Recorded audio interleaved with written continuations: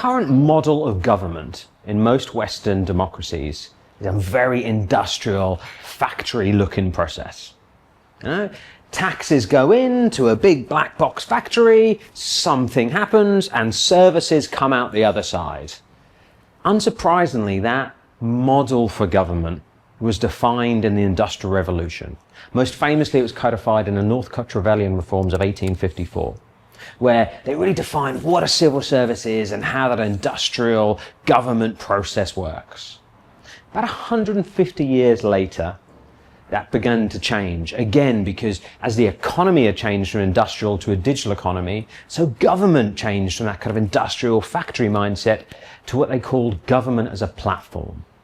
And there was a burst of activity all around the world for governments transforming themselves, making themselves much more about citizen self-service. So changing, for example, paper to digital forms. I remember being involved in a project in the UK many years ago where instead of lorry loads of paper applications for driving licenses turning up in a big office in Wales, in fact, that all changed and it was all digital forms, and that was fantastic. And around that same time as well, there was also a kind of a sense of trying to link up the data registers in the back to bring about what you might think of as like a digital twin of citizen.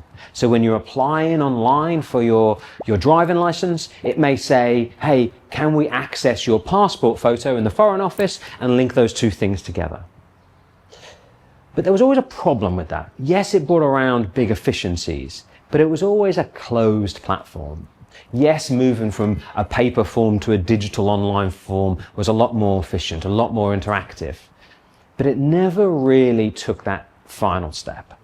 And I wonder whether the move towards AI, and especially the whole agentic movement, is going to take that next step and turn that closed government as a platform to an open source government as a platform, where open source is defined not just through a different, more interactive sort of UI into government, but a much more co-creation process between citizen and civil service.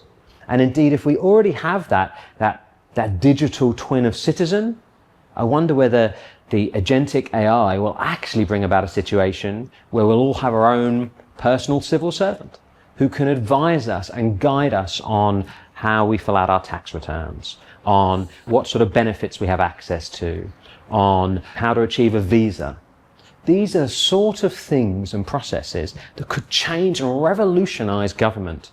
And indeed, that digital twin of citizen doesn't just need to stay within the confines of government if it's open source. It can be the replacement for national ID cards and passports that validate who we are and allow us to access services both in the public and the private sector.